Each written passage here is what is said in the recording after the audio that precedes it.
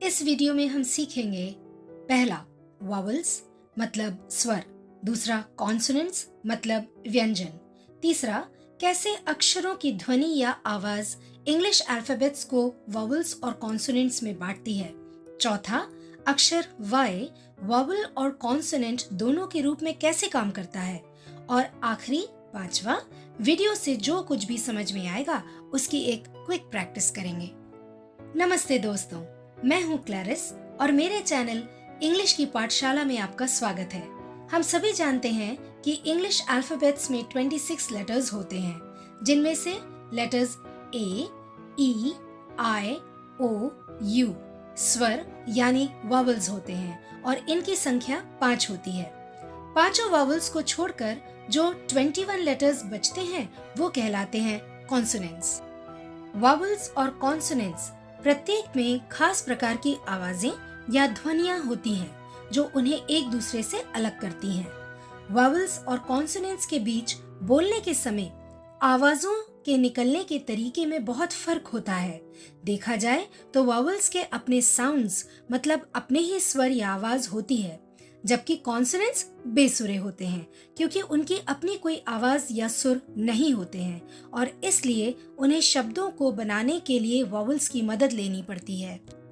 Vowels को बोलते समय सांस या फिर ये कह लीजिए कि आवाज में किसी भी प्रकार की रुकावट नहीं आती है, लेकिन कॉन्सोनेंट्स को बोलते समय इसके बिल्कुल विपरीत होता है। गले या मुंह के किसी भी हिस्से को बंद किए बगैर ही वॉवल्स के स्वर उत्पन्न हो जाते हैं।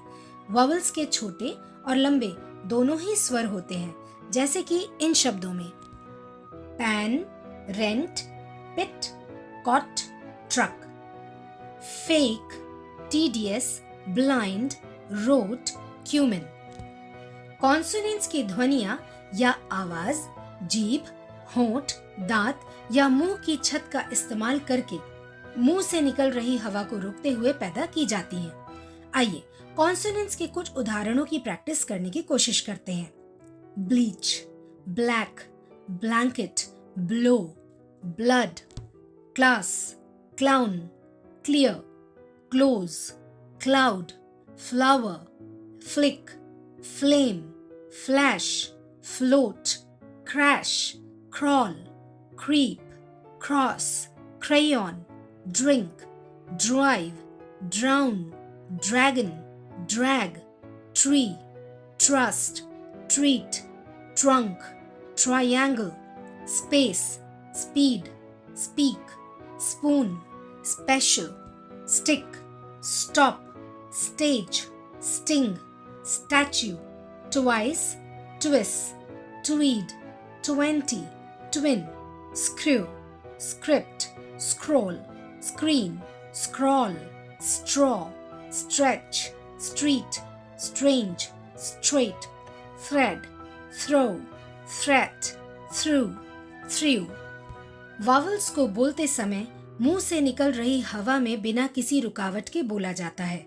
कॉन्सोनेंट्स को बोलते समय मुंह से निकल रही हवा को या तो पूरी तरह से या फिर आंशिक रूप से बंद करके बोला जाता है। नोट करने वाली बात यह है कि वॉवल्स और कॉन्सोनेंट्स को जो चीज एक दूसरे से अलग करती है वो इंग्लिश अल्फाबेट्स नहीं बल्कि उनसे निकलने वाली आवाजें हैं। लिखते वक्त आर्टिकल एन उन काउंटेबल नाउन्स के पहले लिखा जाता है जो वॉवल साउंड से शुरू होते हैं, न कि सिर्फ ए, ई, आई, ओ, यू अल्फाबेट्स से शुरू होते हैं। उदाहरण के लिए एन ऑनेस्ट मैन, इस उदाहरण में ऑनेस्ट लिखते वक्त एच से स्पेलिंग शुरू होती है, लेकिन बोलते वक्त ऑनेस्ट बोलते हैं, जिसमें पहली आवाज ओ होती है जो कि एक वॉवल साउंड है। इसी तरह से दूसरा एग्जाम्पल है एन आर।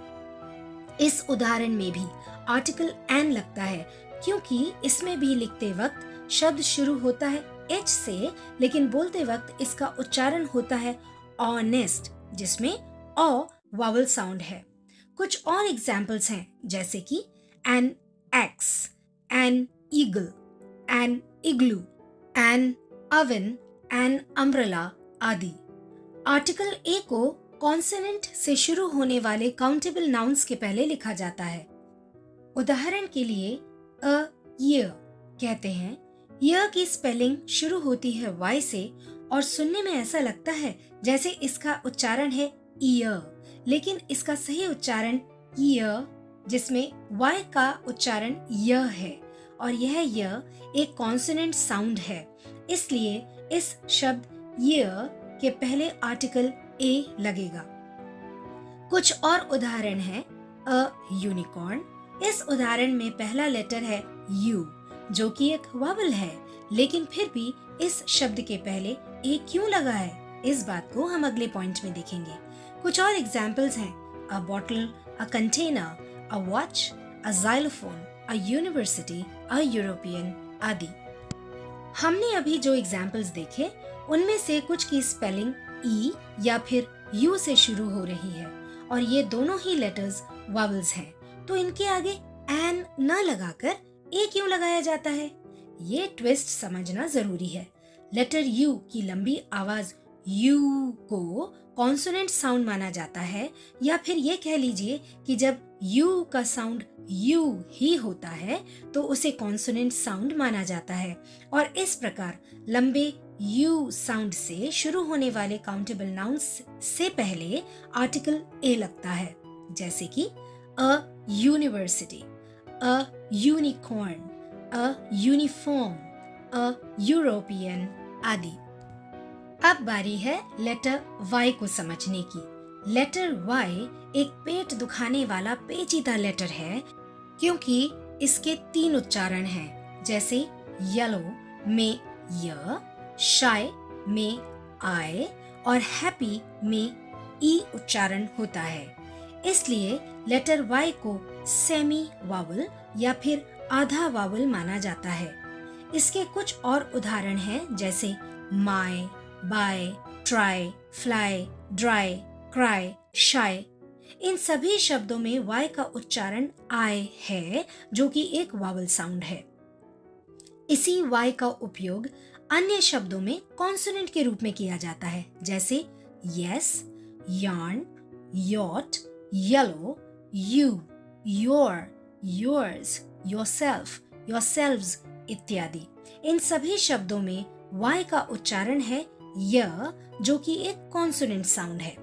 सारांश में समझें तो जब वाई का साउंड आय होता है तब यह एक वावल के रूप में काम कर रहा होता है, और जब वाई का साउंड य होता है तब यह एक कॉन्सोनेंट के रूप में काम कर रहा होता है। चलिए अब जल्दी से सिर्फ 5 पॉइंट्स में वावल्स और कॉन्सोनेंट्स के बीच के अंतर को समझ लेते हैं। वावल्स मुंह से निकलने वाली हवा में बिना किसी बाधा के उच्चारित होते हैं, जबकि कॉन्सोनेंट्स को बोलते वक्त मुंह से निकलने वाली हवा में बाधा होने पर उच्चारण होता है। जब मुंह, दांत और होंठ वावल्स में मिलते हैं तो श्वास में कोई बाधा नहीं होती, लेकिन जब मुंह, दांत और होंठ कॉन्सोनेंट्स बोलते समय स्पर्श करते हैं तो श्वास में बाधा उत्पन्न होती है, जिससे कॉन्सोनेंट्स का उच्चारण बनता है।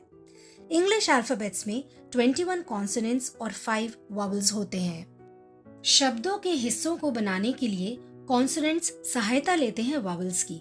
वावल्स शब्दों को बनाने का सबसे जरूरी हिस्सा होता है। बिना वावल्स के शब्दों को बनाना व उच्चारित करना लगभग असंभव है। इंग्लिश भाषा में कुल मिलाकर 24 कॉन्सोनेंट साउंड्स और 20 वावल साउंड्स होते हैं। वीडियो में अब तक आपने जो भी समझा उसके आधार पर स्क्रीन पर दिख रहे शब्दों में से स्वर से शुरू होने वाले शब्दों को पहचानें और उन्हें कमेंट बॉक्स में लिखें। इसी तरह के वीडियोस के माध्यम से इंग्लिश सीखने के लिए चैनल को सब्सक्राइब करें और लाइक, शेयर और कमेंट करना ना भूलें। मिलते हैं अगले वीडियो में। Till then take care, bye bye.